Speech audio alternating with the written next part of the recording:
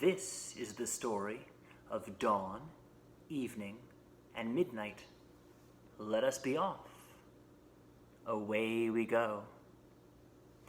There was once a Tsar who guarded his 3 daughters more jealously than he did his own eyes.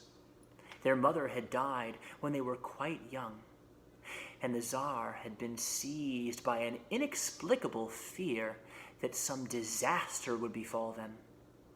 So he had underground rooms dug out, and there the princesses grew up. They were cared for by fine ladies-in-waiting and taught by wise and clever tutors. One day they read in a book about the beauty of the outside world, and they sent word to their father that they wished to see it for themselves. The Tsar's heart was moved, so he allowed his daughters to come up and play in the royal garden. Oh, how the 3 young women laughed for joy to see the sun, to feel the wind. But what was this? The wind grew faster and louder and wilder until it whipped them up into the air, and the 3 princesses were gone in the blink of an eye. The Tsar was beside himself with grief. He commanded all his royal soldiers to assemble, but when they asked where he wished them to ride, he could not tell them, for no one knew where the princesses had gone. The Tsar sent messengers to spread these tidings throughout the Tsardom and ask whether there wasn't anyone who could search for his daughters. But when people heard the manner of their departure, they were afraid to contend with what seemed like evil magic, and so they remained in their houses.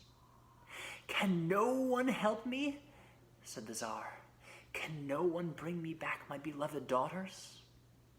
Now, not far from the palace lived an old woman with 3 grown sons who had all been born on the same night. The oldest had been born at dusk. The mother had named him Evening. The second had been born under the light of the full moon. She had named him Midnight. The third had been born just as the sun's rays were creeping over the horizon, and she had named him Dawn.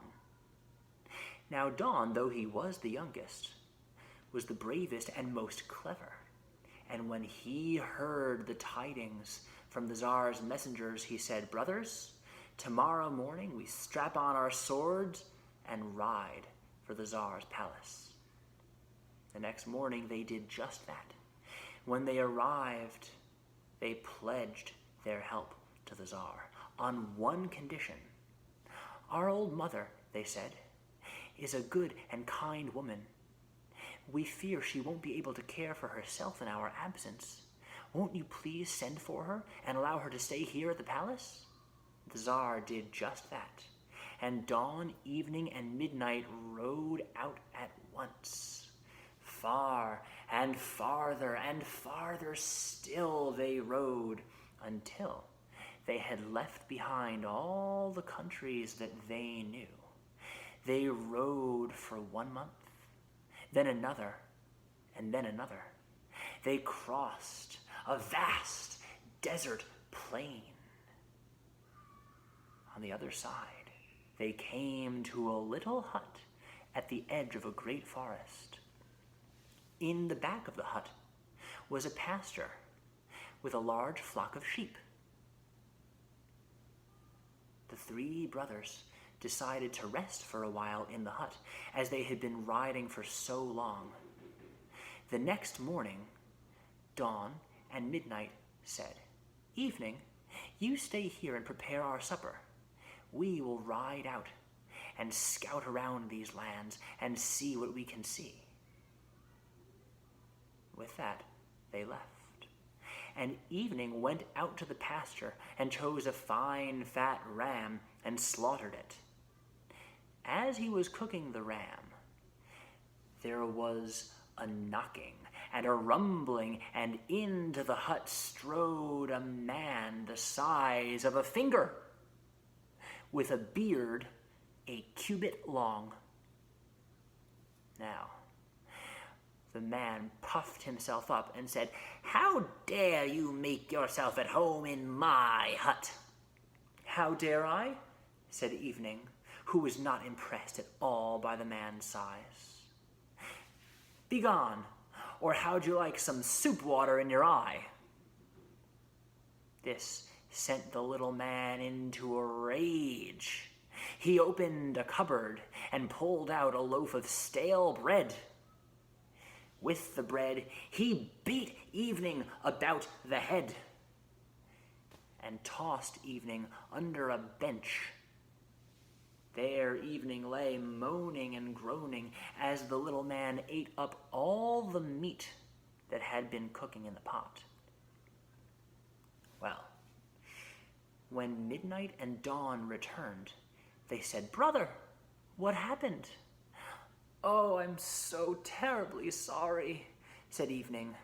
"You see, it was the fumes from the pot. They quite overpowered me, and I felt terribly ill, and I could not prepare anything at all for you." For you see, he was embarrassed to have been defeated by such a tiny little creature. The next morning, Dawn said, "Midnight, you stay here. Evening and I will ride out today. You prepare us some supper." Midnight went out to the pasture and chose a fine fat ram. He slaughtered it and began cooking it. But just then, again there came a knocking and a rumbling, and in strode the same little man as the day before. Well, Midnight laughed to see such a tiny little fellow, and the man grew frenzied with anger. He took out his loaf of bread and belabored Midnight and boxed him about the ears and tossed him too under the bench and ate up all the mutton. When Dawn and Evening returned, Midnight said, "I too was overpowered by the fumes and could not prepare a single thing for supper." Well, the next morning Dawn said, "Brothers, today you ride out, and I will stay here and prepare the dinner." Dawn slaughtered a ram as his brothers had. He began to cook it.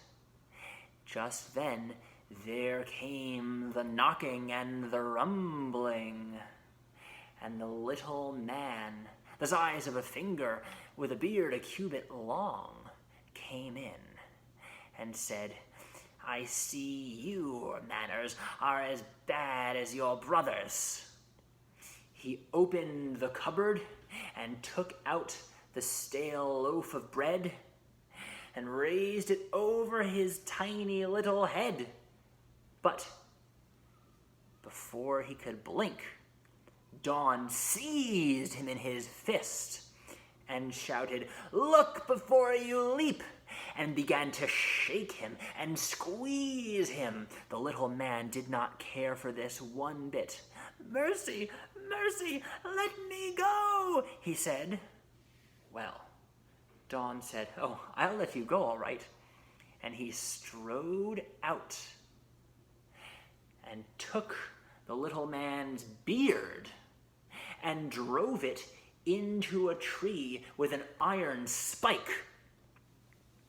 He left the little man dangling there and went back inside and finished cooking the meat.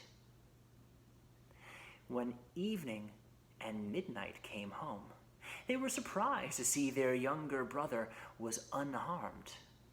"Come, brothers," said Dawn. "I've caught your fumes and stuck them in a tree." He led them outside. There was the tree. There was the iron spike. and there was the beard. But no sign of the little man. He had ripped himself free. But he was now bleeding, and there were a few drops of blood scattered here and there in his tracks, which led into the wood. "Come, we must follow this trail at once," said Dawn.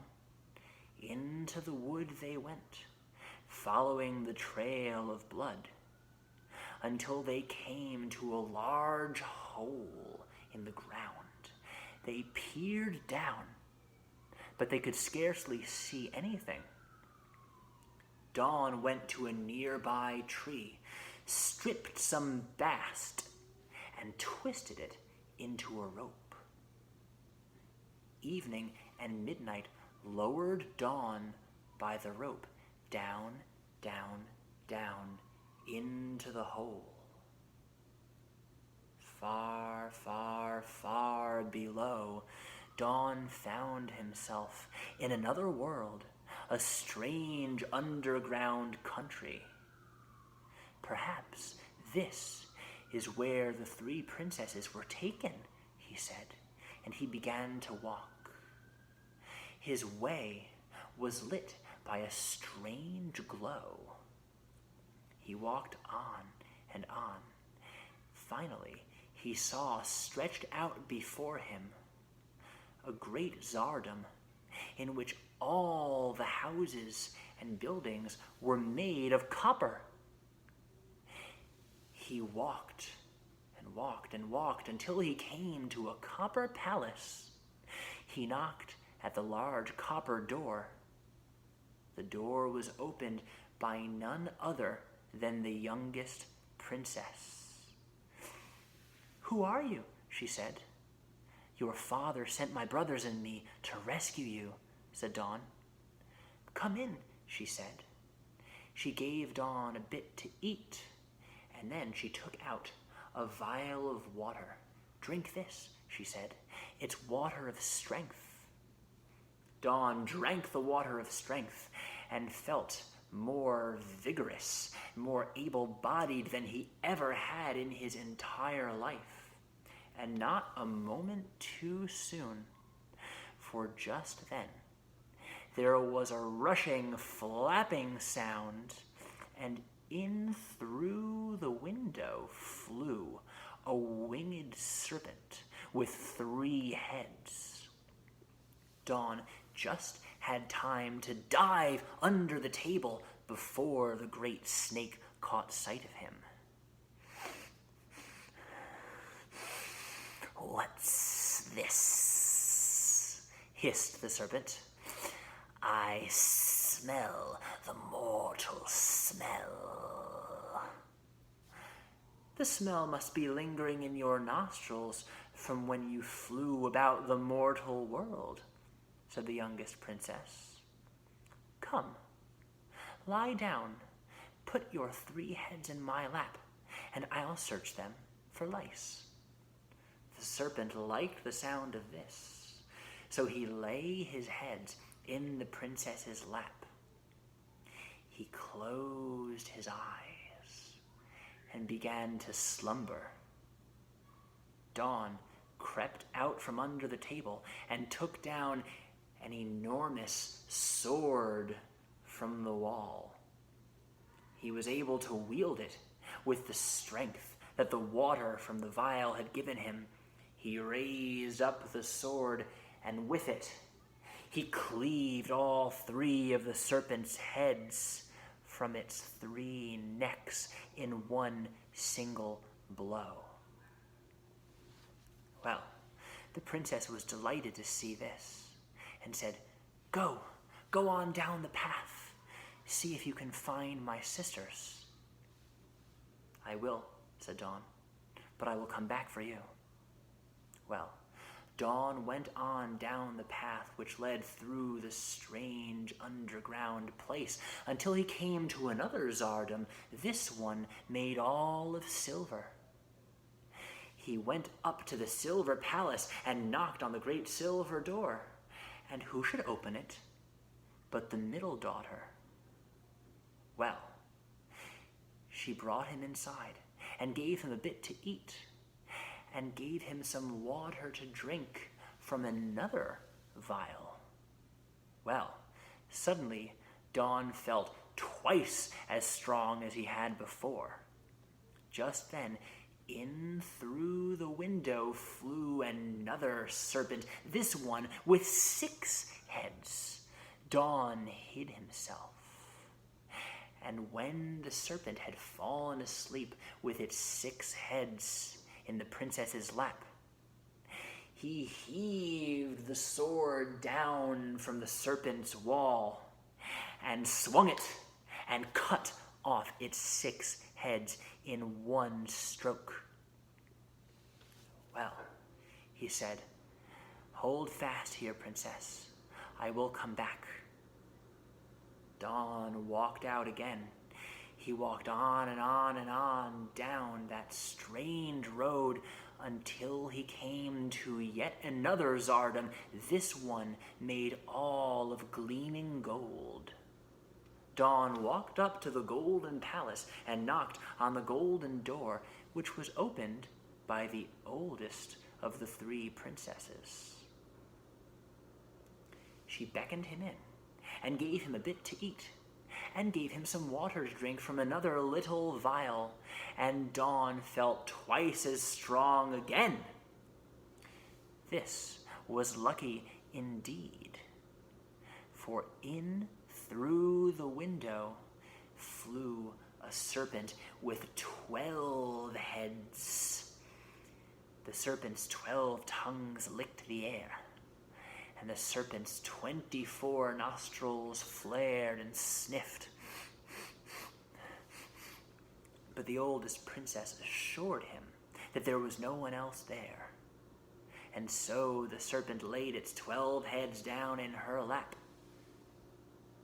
When all 12 heads had closed their 24 eyes, and the serpent was fast asleep, out came Don.